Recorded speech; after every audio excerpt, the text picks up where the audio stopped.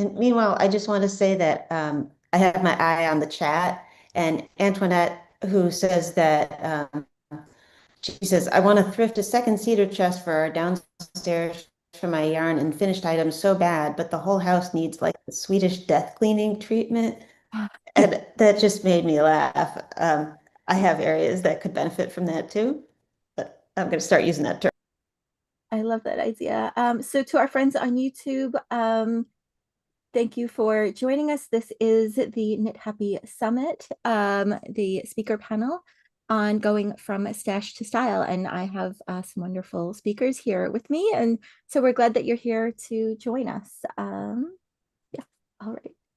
So we talked a little bit about how our relationship with stash has changed over time. And I want to know if anyone knows the longest that you've had any specific like skein of yarn. Can you think of like something special that you bought, like a vacation yarn or something like that? That anything that you want to share. I have yarn I found in my stash. This was part of a kit that I won from Twice Your Cheap, who's one of our sponsors, and I've had this since 2017. It is lace weight yarn, like Bronwyn was saying, and so it's for shawl. Um, and I just haven't exactly found the right project for it yet. So 2017 is the oldest that I know that that's how long that I have that stash. I have a skein that I'm pretty sure it's about the same as yours. I think it's 2017 or maybe 2018. And I have it with me here. It's actually half of a skein because it was a double, it was a 200 gram. So this is actually maybe a little more than 100 grams still.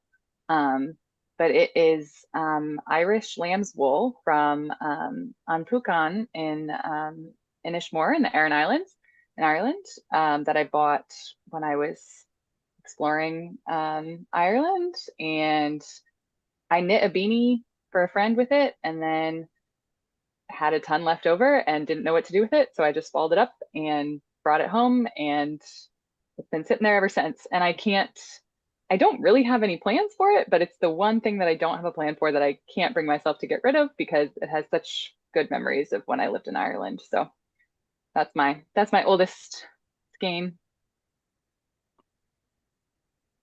Anyone else have memories of specific yarn? The other way that I think that my collection of yarn, I guess I'll call that, has changed is as a new to knitter and new to discovering, more hand-dyed yarns and things like that. I would tend to buy just one skein of something, which is lovely for making a pair of socks or a shawlette or something like that. But I've started to buy multiples because I want the freedom or flexibility, even though I don't maybe have a project in mind for that special yarn. But buying multiples gives me more flexibility to, if socks is not what I picture when I see that yarn, I'll buy a couple of skeins to have a little bit more flexibility.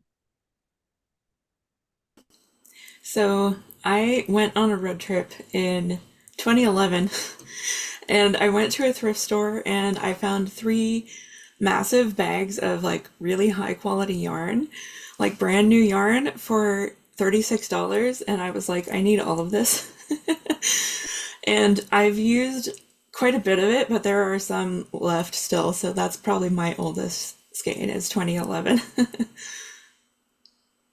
I have two skeins of this gorgeous creamy white silk mohair lace weight yarn with tiny gold beads in it that I bought back in 2012. It was right after I had gotten engaged, and I had planned on wearing a very simple, like silk wedding gown and then knitting myself this ornate shawl.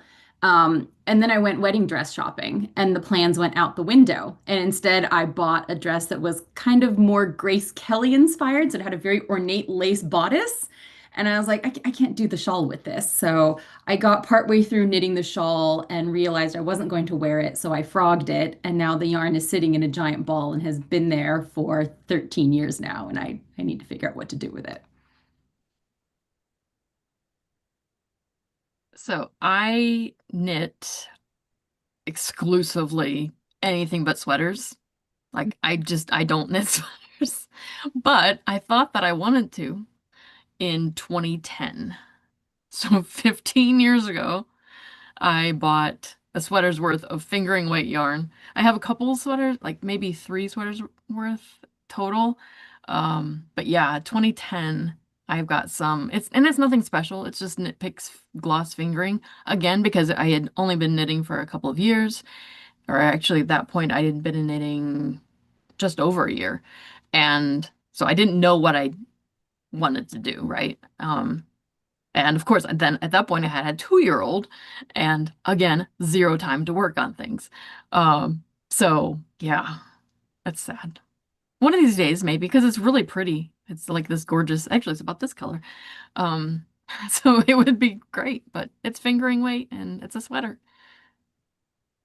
There's a question in the Q&A box from Laura, and Laura says, I use 2 lossy leftover sock yarn. I've never seen that abbreviation. I'm going to remember that one. LOSY, leftover sock yarn patterns. Do any of the speakers have additional pattern ideas for hats made with sock yarn? I'm starting to get bored with the 2 Ravelry patterns that I've been using.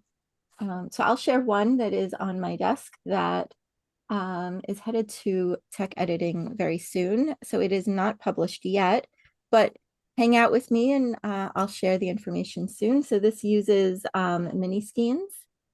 It uses 3 mini skeins and then some, I don't know why I have balloons. There were balloons. I don't know. So Zoom is celebrating for me.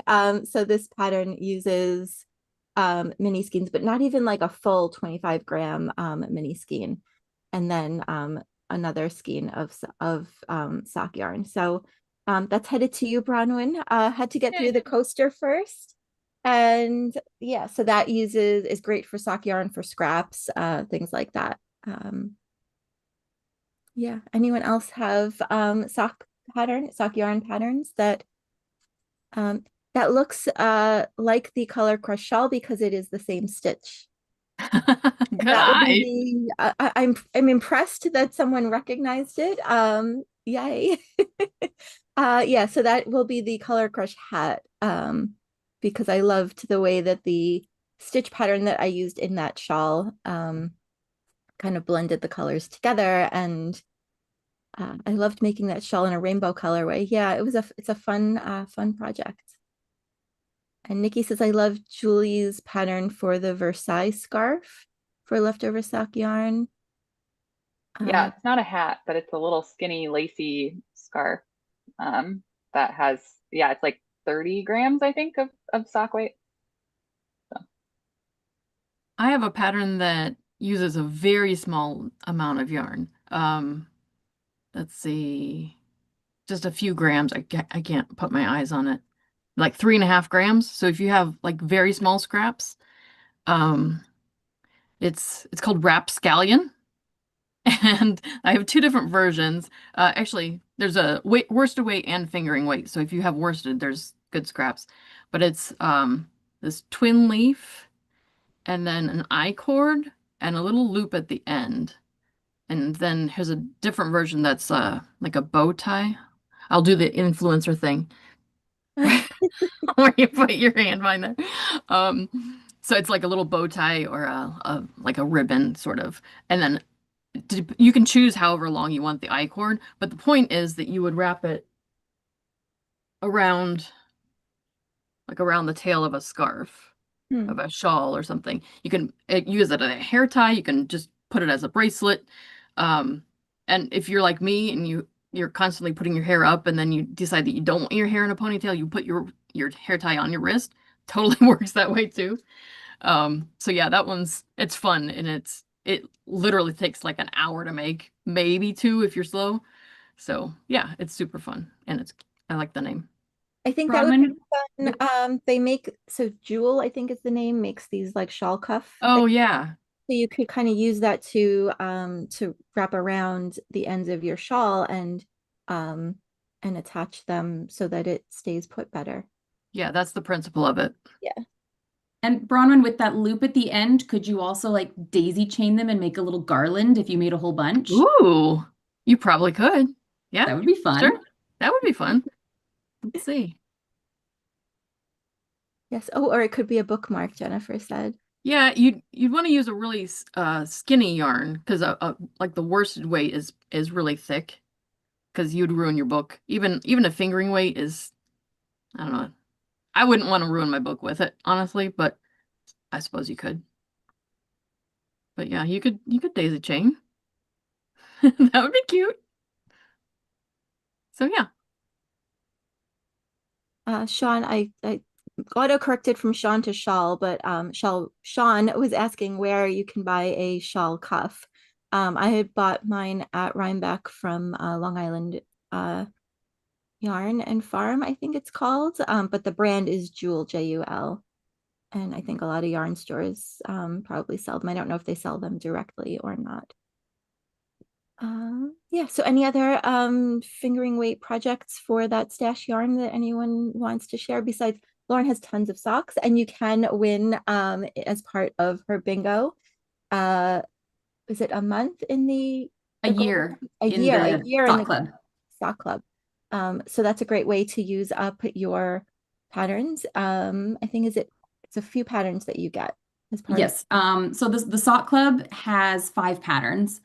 And then for the people who did the VIP pass, there's also 4 patterns there for you. If you have vast quantities of sock yarn to use up, I'm going to drop a link for the tutorial to my mitered square blanket of doom in the chat, and you can all get that because that is really fun and has been a great way to bust some stash. I have used, last time I weighed it was in like late August, and it was already about 5 kilos of yarn. Wow. So it's growing nicely. It's doing well. I also have a couple free patterns on my blog. So there is a hat pattern designed to use up sock yarn leftovers with instructions for how to do different stripes and different amounts of stripes for the yarn. And there is a free scarflet pattern called the Rattling Scarflet that I'm happy to link as well. And that one is just like Jules' scarf pattern too. It's just kind of a thin scarf that you can wrap around a couple of times and tie off. Several years ago, many years ago at this point, my friend, you might know her from the podcast Knitting Pipeline, Paula Emmons Feasley. She designed a Magic Cake ruffle shawl where you take all of your yarn scraps and you weigh them and you kind of like order them into a pleasing array of colors and then you tie a magic knot, which is you kind of like tie the 2 yarns like this, if that makes sense, and then you kind of pull it close and you cut it so it becomes one giant skein, generally 100 grams, and then you just knit. You can, I mean, you obviously have to increase, but you cast on and you just knit, and then at the end you can add a ruffle to it, or with mine, I did different stitch patterns for each color. And what was really cool about it was that it became its own little scrapbook. Like, oh yeah, this was this shawl, and oh yeah, this was this pair of socks. And I remember, oh, this was a fun shawl to knit, that kind of a thing. It's like its own little, like I said, scrapbook of all the projects you've done over the last year or two. So that's really fun. And the magic knot is useful for all kinds of joining yarns. I'm looking to see if there are any other. Yes, you're right. Hortense did show the magic knot in her presentation. Yeah. I also saw a comment from Jerry in the chat who mentioned that 2 strands of fingering held together is approximately DK weight. And yes, that's one of my favorite ways to use up large quantities of yarn. I'll hold them double, I'll hold them triple, I'll hold them quadruple. If I really want to get rid of some fingering weight yarn, you can knit like a nice chunky hat in a couple of hours. And you've got to be a little bit comfortable playing with color that way. But it is a really fun way to experiment and see which things go well together and which don't. So that can be a really fun way to play around. I was going to mention the color thing about that too, because you can do some really interesting gradients that way. So you know, just experiment, swatch, try it, see what works. Yeah, there's a couple people asking about the magic knot. And if you watched the presentation that was available yesterday, what's her class called? It's How I Avoid Weaving in Ends Yes. or something Yes. like that. And so that is available to watch until tomorrow morning, Saturday morning at 10 o'clock. So you can still have time to watch that, and she demonstrates that for you all. So let's talk a little bit about substituting yarn for a pattern, because even if you are the designer, sometimes you need to, and you are knitting, you're not necessarily substituting, right? Because you're designing for a specific yarn, but sometimes we need to offer guidance to our knitters, or sometimes we're knitting someone else's project just to turn the brain off a little bit. So if you were going to approach substituting yarn for a pattern, do you have a process that you go? Do you start with gauge, or do you start with fiber, or something else? I guess I would leap in since that was the topic of my presentation. Mm-hmm. And so my presentation goes through 4 categories of considerations when you're substituting yarn. And I started with the pattern gauge and yarn weight because I think that's the thing that people on the most, which is appropriate. And if you want to substitute a yarn that's not in keeping with the gauge of the pattern, that's either the beginning of a lot of math or the beginning of a potential disaster. So I took that on first because if you don't get that right, then all the other things aren't going to go well either. Yeah, I agree. When I worked in a yarn show, that's one of the most common. I don't know if any of you have done that, but working in a yarn store, that's one of the most common questions that you end up answering, because people have a specific pattern in mind, and sometimes the yarn store sells that specific yarn, and then life is easy. But very often you have to substitute. So I agree with what Lena was saying, where starting with matching the gauge, matching those numbers is important. But then there are other things you want to consider. Sometimes different fibers knit up differently, and even though the numbers match, there's other things, pitfalls that can change, because you're blocking, even if the ball band matches, as you block things, they may or may not grow as much or as little as you want. Anyone else have thoughts? The other thing I look I was for. gonna say, oh, go ahead. Go ahead, you're good, Galaxy. Okay. I was gonna say I try to match gauge first, and then kind of go from there. And you always want to swatch and see what the drape is like, especially if you're using a different fiber content. But I was also gonna say there's a site called yarnsub.com, which is great if you're going to shop for yarn, like not in your stash. But it can give you some ideas as well, and also just looking at yarn ideas from Ravelry as well can be helpful. See what other people have used for that pattern.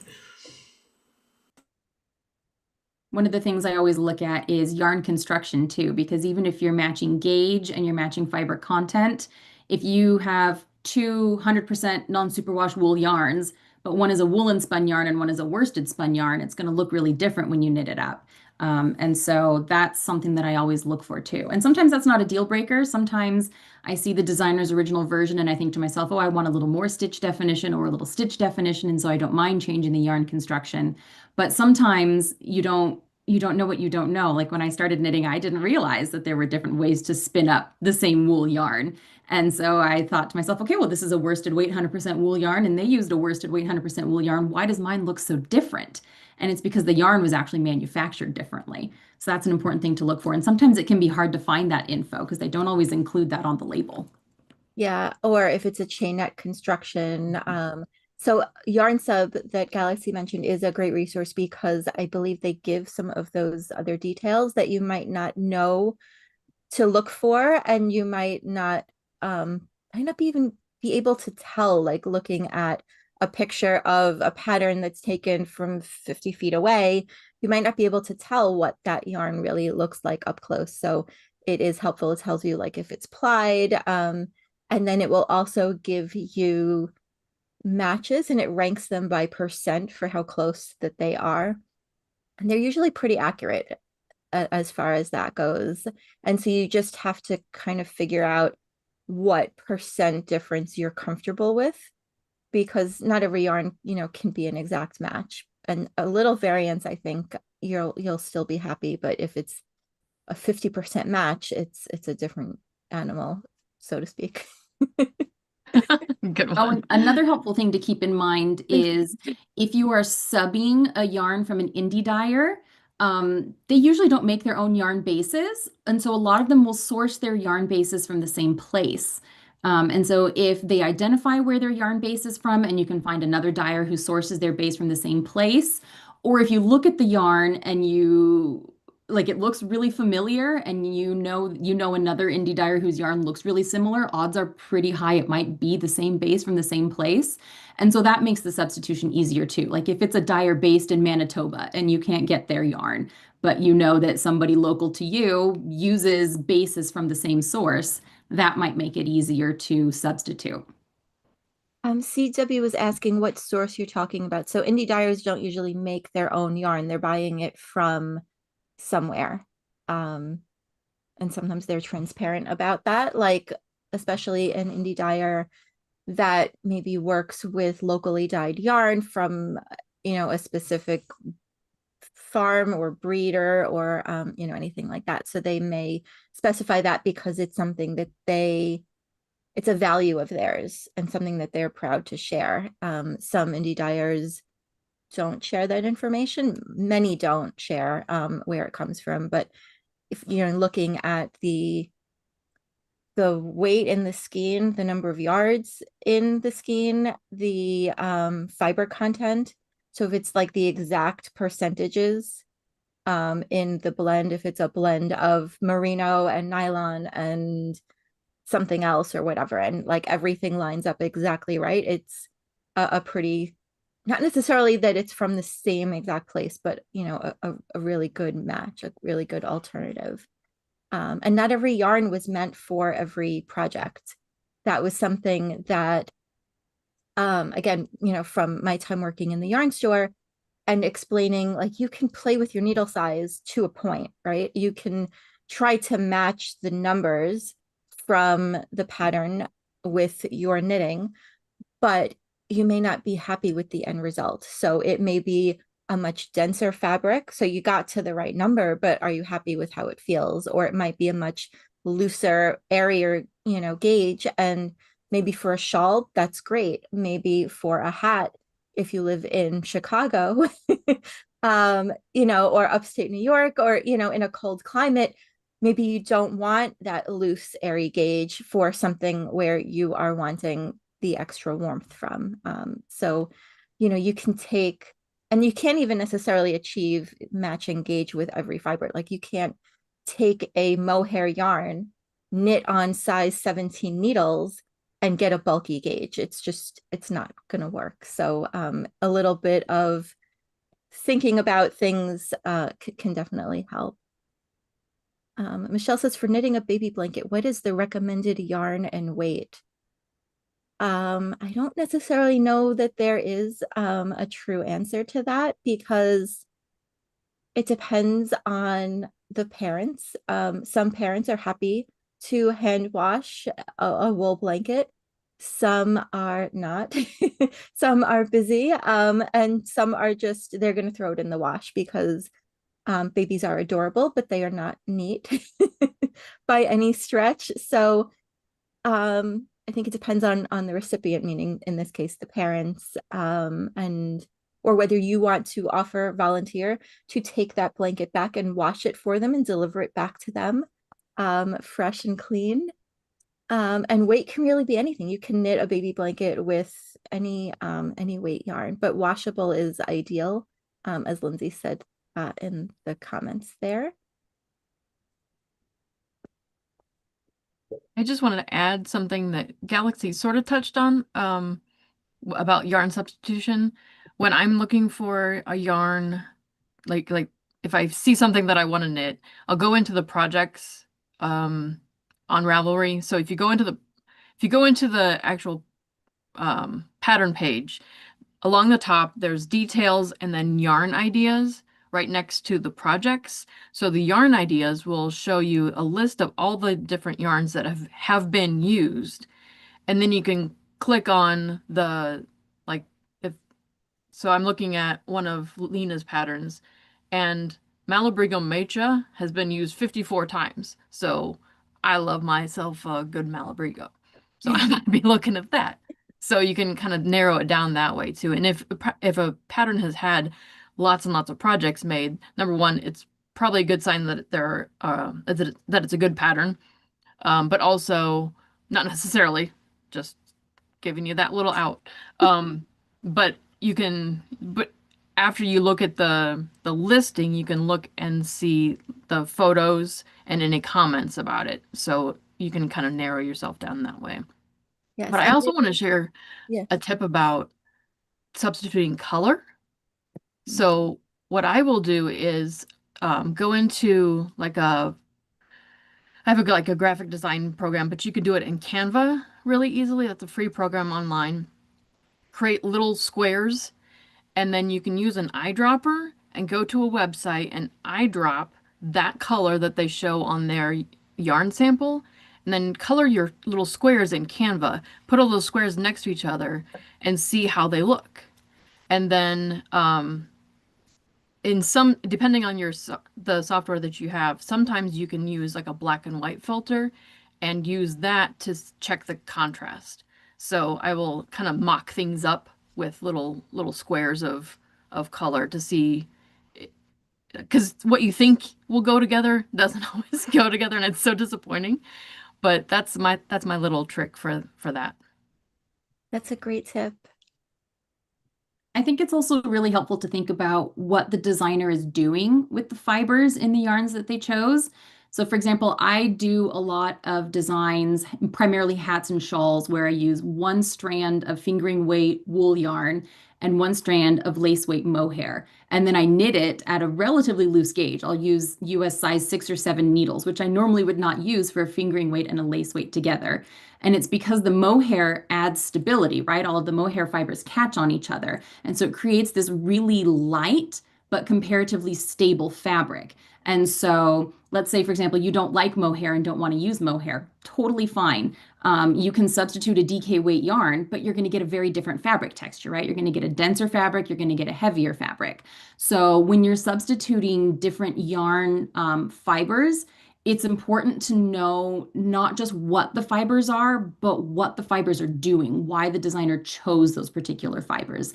And then you can make an educated choice about whether or not the effect of those fibers matters to you. Because maybe you don't care about having a light, fluffy fabric. Maybe you want it a little bit denser and cozier. And that's your call as a knitter to make. But if you don't understand what the fibers are doing, it's easy to make a choice that then leads you to a result you're disappointed in. All right. Yeah, I Go want to ahead. follow up on that actually, what Lauren said, because like I have this design behind me. It's The things that I strands of talk light. about in the,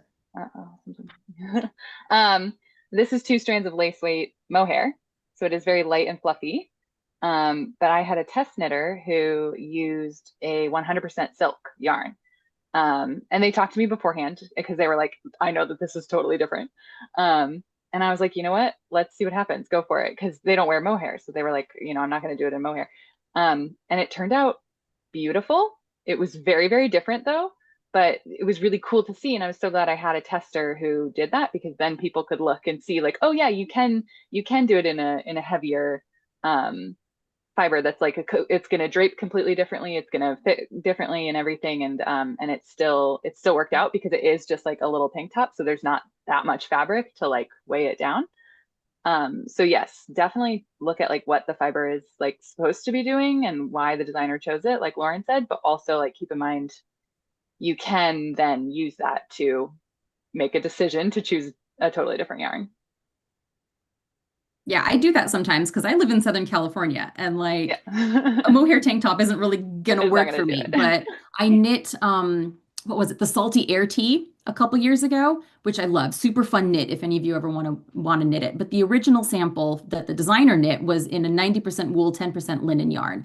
And I knit mine in 100% linen yarn, which sucked on the hands. 100% linen is a bear to work with. It's painful, but I'm obsessed with the result. This is probably my most worn knit. It has such wonderful drape. It's really flowy. It kind of floats around the body, but it looks very different from the original sample. So again, if you understand what the original yarns are doing and then decide you want to go in a different direction, you totally can as a knitter. You just need to be informed when you're making that choice. That's good advice. Martha asked a question in the chat. Martha said, do you ever check the yardage to grams as a starting place? Sometimes I find that a worsted might be more appropriate than a DK if the original DK is closer to worsted in length. So that definitely is good information to have and to compare, because those categories of yarn weights are ranges. And then we get sometimes light worsted or heavy, worsted or heavy DK. And so there are yarns that kind of can be somewhere in between, and the yarn manufacturer or the dyer may label them how they think of things, but that math to the yardage to grams is definitely, I think, a helpful piece of the puzzle, right? We're matching yarns, substituting yarns, and it's a puzzle to find all the factors that that work well.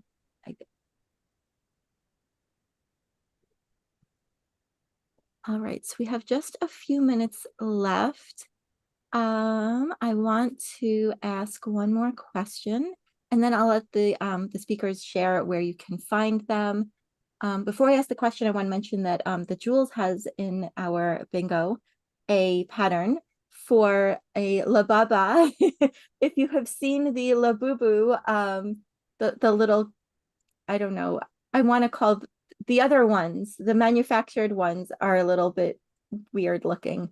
But the sheep, the Lababa sheep is adorable. So, and then that's a great way to use stash to make the sheep and to make a sweater, because the sheep needs a sweater and you match. You can match. You can match. Yes, this is Lavava. She's also a little weird looking, but I made matching Rhinebeck sweaters for me and Lavava for the whole weekend. So it's a good way to use up those scraps. Yeah, so toys are a great way to, use up those little bits of yarn also. So you can win that pattern, but it is also on Ravelry. So let's talk about organizing our stash, because sometimes we don't know what we have.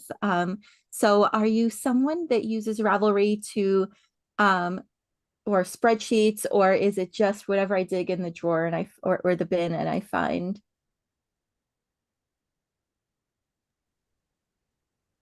Mine is certainly chaotic, but I'm trying to work on actually keeping track of my stash. I started going through it earlier this week, actually, just to try to organize things a little better. But yeah, Ravelry is probably the best way to organize, at least if you like digital things. Yeah, I recently started putting my stash into the stash tab on Ravelry so that I could more easily see not just what I had, but also how many yards of that, especially after I do a project and I have leftovers. It's been really helpful. It was daunting at first because I do have a big stash, and so I just kind of chipped away at it, adding a couple of yarns every week, and I think that I've finished the project now. But it was totally worth the time. And I saw in the chat there was somebody else recommending using the Ravelry stash feature, and it's been great. I do recommend it. Yeah, I like the stash feature. I don't use it as I should. As I get new yarn, I've been adding it, but the task of going and archiving, like making a list of everything I actually have, has not been a top priority while planning the summit. But I do like, because if you go to make a pattern, Ravelry will tell you you have these yarns in your stash that might be a good fit. And then if you actually use those yarns, it will pull them out of your stash and mark them as used It can even mark, I think, how many yards or skeins you've used of that yarn. And then you should know roughly approximately how much you have left. Ravelry is also a great place for the stash feature on Ravelry. If, let's say, you need 4 skeins of something, but you have 3, you want to use up those 3 rather than going to buy 4 of a different yarn. You can search on Ravelry and find knitters that have it in their stash where it's marked as available to trade or sell, I think is how it's phrased. And you can connect with another knitter who's willing to destash that yarn. You can ask them what the dye lot is. And, it's usually a couple dollars for shipping plus whatever they are asking for the yarn. I haven't done it very often, but it has saved me where I was knitting a sweater and I needed like 1 more skein, and it worked out perfectly. I can't promise for certain. I don't think that there are a lot of knitters listing stash on Ravelry looking to scam anyone for $10 plus shipping. So I can't promise that it'll be a 100% safe transaction, but generally I think if a knitter is going through that effort to like list a stash, especially if they have, a decent size of stash listed there. So I offer no warranties or guarantees if it doesn't work out, but if you pay through PayPal, then, you have some buyer protection. I went through my stash many years ago now, and what I did was I emptied all of my bins and put them on my bed. Actually, I think it was 2 beds worth. I think I did cotton and acrylic in one go, and then all my wool. It would probably be at least 3 beds worth now. But I took a photo of my entire bed, and then as I put them into Ravelry, taking the photos is probably the hardest part because there's more effort to it and getting all that information. But so then as I did it, I put them into their respective bins I do my yarn weight, by the way. And then, but I haven't done it recently, so I really should do that again, I think. And update my quantities, because I know that I looked last night and there were some that I used that yarn. Like, I know exactly what shawl that was, and I apparently didn't mark it that way. Yeah, see, that's the problem I'd have. My ADHD brain would love setting up a new system. Oh, it loves new systems, and then it would never use it again. So I would have everything logged in Ravelry, and then it would be 5 years out of date. So for me, bins and boxes are about as granular as I can get in my organization system. And I figure if I at least have all the same weight yarn in one drawer or the same, base in a bin, that's good enough for me.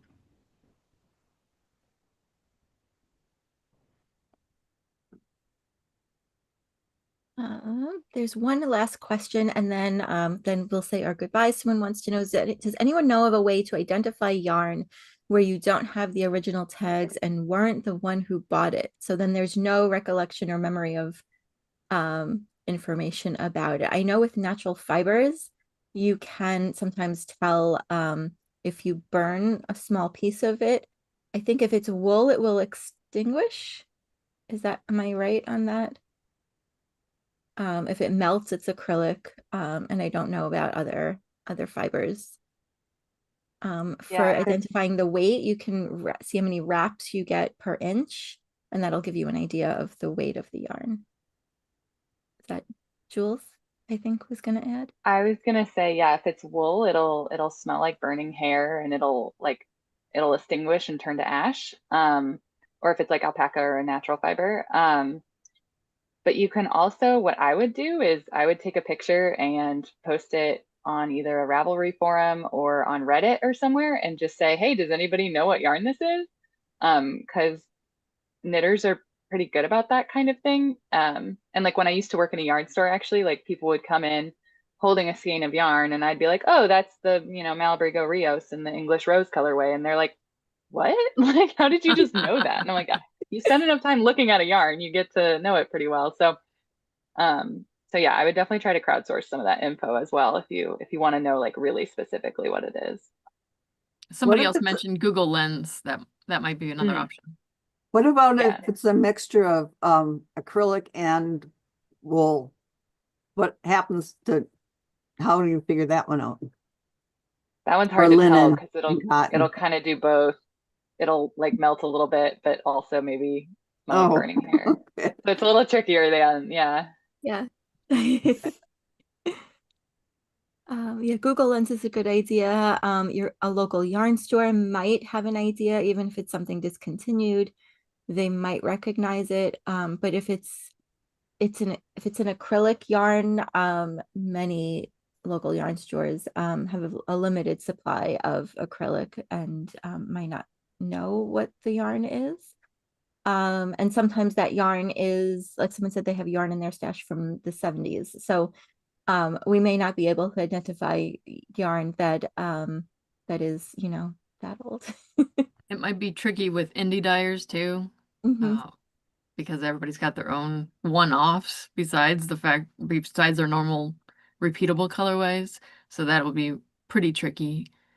But some people might still recognize it. Reddit is kind of amazing that way. I actually helped identify some yarn on Blue Sky recently because someone just posted a picture and I recognized it. So even other social media works too. Yeah. All right. So we're at the top of the hour.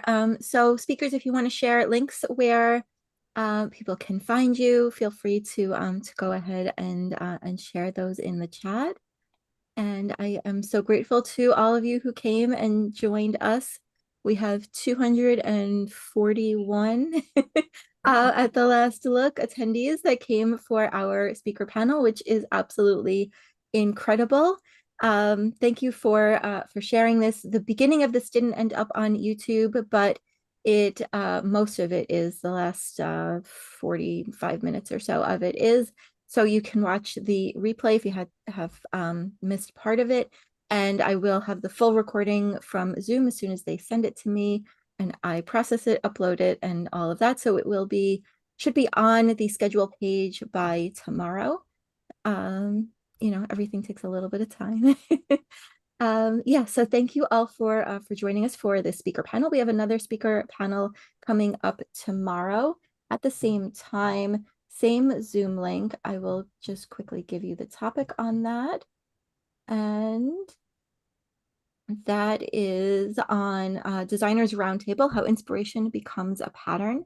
So we'll talk a little bit about the creative process as a designer that we go through to go from swatch to publication.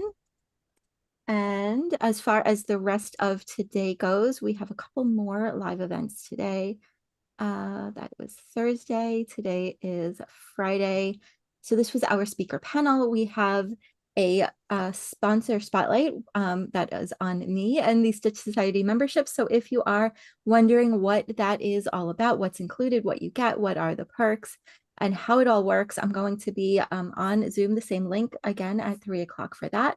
At 4 o'clock, we have a sponsor spotlight with Bad Sheep Yarn. Marcy is going to join us and share her beautiful hand-dyed yarns and her playful approach to color.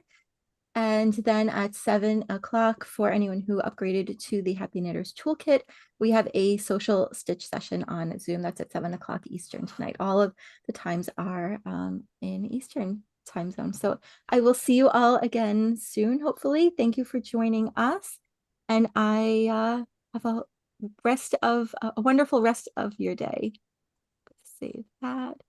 Bye. Yeah, Lauren's done some designs with Bad Sheep. They're beautiful, beautiful yarns and amazing people. So I hope you'll join us for all the rest of the live stuff and watch some great presentations. Find everything you need is on the schedule page. Talk to you soon.